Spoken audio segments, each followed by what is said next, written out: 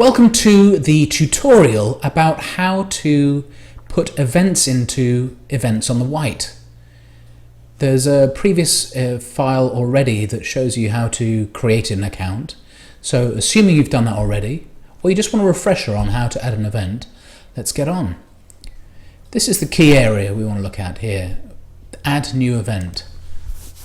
Click on there, type in your username. I put in a test account before. It's remembered my password from before, and I click login. Straight away you're taken to the screen that has the details about putting your event in. So what we're going to do now is put an event in for Christmas Day, just as a test, to show just the stages that you need to go through. So, title, what are we going to be called? Christmas dinner, and not surprisingly it's going to be on the 25th of December, and you specify the year that you want to do as well. We're going to be doing it, I guess, what would it be? Let's say midday. Let's say 12:30 midday. So there we go. Through using those drop-down menus, all you need to do is select the date of the event. Then you type a description in. Okay, so let's say I'm going to pause this here while I just add that description quickly.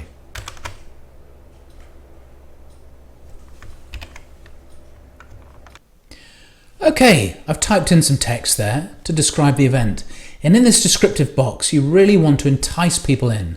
Try and get them excited about the event, provide all the information that you think they might need.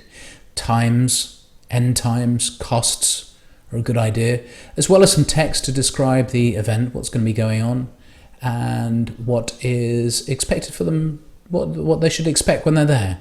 It's a chance to really market the event. So as you can see, I've typed the text in here, starting off with the time, brief description, costs that might be the cost of the event, as well as what you should expect for the day. Now we picked the Winter Gardens. I know that's not a functioning venue at the moment, but there's always hope. So let's have a look down. In the section below here is notes to the editor. So this would be stuff that you would put in. This isn't seen publicly. This is seen just for the people who are going to be authorizing the event to be published. When we designed the system, we felt it was important that people weren't able just to publish their own event straight on there. One thing we didn't want was any profanity or any incorrect information going out. So each of the entries that go into the system are texted by an editor, looked through by an editor, small changes made as necessary, or contact made with a person so we can get any details that might be missing. So take time to put in anything that you might think necessary, a contact phone number, email, always useful. Okay, so put in some brief notes in there, a fictitious phone number, as well as details. You might want to add something along the lines of I will be on holiday next week, so please contact me before then if you can. Something along those lines. If you think you're going to be unavailable. So here we go, full details, notes to the editor are filled in. So we scroll back now to the top of the page, and this section here is where you select the venue. We have venues across the island, pretty much certain that if it's a frequently used venue, then it will be in the system already. If you find that it's not on the list, then please use the editor's notes to leave us details of where the venue is and how we can find it address-wise. We'll put that in the system for you before publishing. So let's have a look. You've got a long string of locations here. Now, one quick way of finding the point you want to go to, you probably know the first letter of the venue. So we're going to use the V. Bang, that jumps us straight down to the V entries. We've skipped all of those other letters above, and we can use the jump down Ventnor Winter Gardens. So the system's been running a long time, so it was valid then at that point we did it. So click on there, double check that the event is listed, the venue is listed correctly, and enter the genre. So this is a short list really to help people when they come to the site. If they think, oh, I'm just interested in community events or I'm just interested in sports, they can look at those individually. Each of these has a separate color coding that that is used as well, so people become familiar with those colors when finding what they need to do. So I would say this is probably a community. It hasn't got meals, it hasn't got food there, but it has a community, and it's a community event. It's a fundraising event, so it's a community event. Click on that. That's a required field as well. And then you can put in a web address for any further information that people might want to look at. And we'll link through to that automatically for you. So let's put in, I'll pause and put in a web address for you. So there we go, quickly have entered a web address in, and you can see it here. It's optional, you don't have to put it there, but if you want to provide extra information for people, then feel free. Section here is if you have a way of booking tickets online, you can put the web address in as well. This next field, self-explanatory. If it's a free event, put a tick in the box and it will be displayed on the site as a free event, a way perhaps of drawing more visitors. This one isn't, so we'll untick that. Now, is this event suitable for people who are under 18? People who might want to take their children along? Yes, absolutely it is. Now this section here is a real advantage to do if you want to draw the maximum amount of attention to your event. It allows you to put a graphic in, and as you see here, the graphic needs to be at least 320 by 320. That's 320 pixels across and down. Graphics smaller than that will be blurred and won't give the best impression about your event. So we will click in here and select a file that we would like to attach to this. Now I knew I was going to be doing this, so what I've done is create a Christmas bauble as something that will draw the eye, because these graphics are shown at the top of the site, and when it's scrolling around, the graphics that are the most appealing visually are the ones that will get the most attention. If you put a listing in and don't put a graphic in, you're putting yourself at a big disadvantage. The reason for that is that when the carousel shows, your event won't be listed on there, so you won't be shown as a top thing on the home page. So here we go. We'll select the Christmas bauble. I know it isn't covered by copyright. That's an important thing. We can't be putting images on there that we have no rights to. So we have the graphic name come up there. Then we just scroll to the top, tick the agree to the terms and conditions, and then create the new event. Just click the button.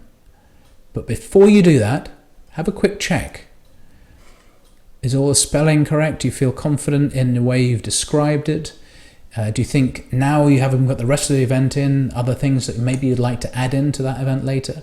It isn't terrible if you publish it and think, oh my goodness, I wish I'd added that, because you can go in and back and edit your own events once you've created them.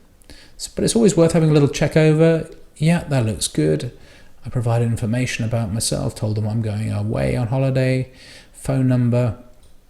Okay, so let's click it. Create new event. System goes away, has a little think, and as it explains here, it's not visible to the public yet. That's because, as I explained before, it has to go through an editorial process just to make sure that there isn't information incorrect on there or the profanities. That's the last thing we want on the site. So the aim is to do it within 2 days, and depending on the number of images and which those 2 days are, if it's over a weekend, then it's probably going to be the Monday. Then we send you an email to let you know that it's published, and you've got details on there as well of how you can send that to friends, how you can send it to people who might attend, and promote your event using those emails as well. Now if I scroll down slightly, you see that here's a look of how it's going to be. It's the 25th of December. Mistake. Was it deliberate? Who knows? 25th of November, 12:30 p.m. It's a community event, and we can see it's automatically filled in all the details of the Winter Gardens. That's the title that we gave it, Christmas Dinner, and the description. Now, there's a graphic as well that I spoke about. Now, it might be that you think, I'd like to edit that. Well, the function is there and available. Click on Edit, and you are able to go in and let's put something more descriptive. Christmas dinner in aid of St. Catherine's School. And let's make it 25th of December, just for the fun of it, because that's the day it's on. Okay, review the information. Yep, that looks good. Image, you can go in and change the image by click delete image. We're going to keep it as it is. Update the event. Bang, there we go. Information has been updated. We're correct. 25th of December, and we've got the longer title in there. Now that title that you put in there is important because that's what will be found on the search engines.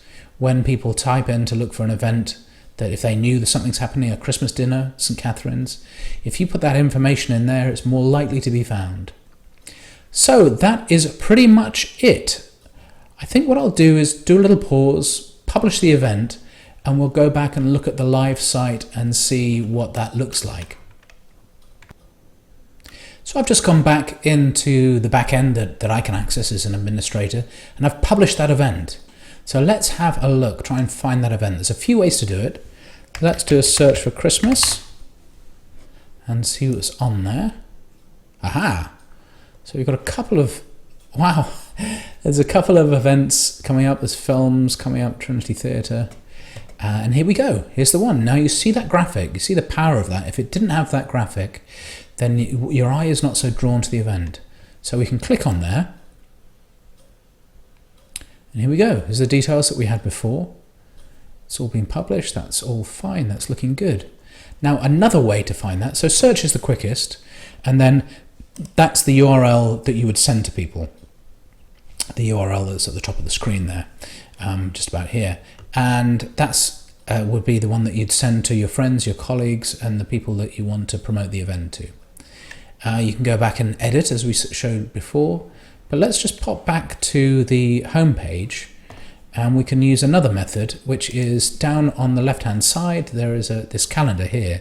So if we pick December, and we've got quite a few events in there already. I mean, we're in August at the moment, so you can see people book their stuff way in advance on here. So let's go down to the 25th of December. Here's the fake event that we created. So we click into there, and there we go. There's the graphic. You can share it on Facebook just by clicking that there, this button here. Or you can just send the URL, as I said before, just send this URL to your friends in email. As soon as the event is published, you'll receive an email that has all that information in there. So, but I hope it's been useful, and thanks very much for using Events on the Wight.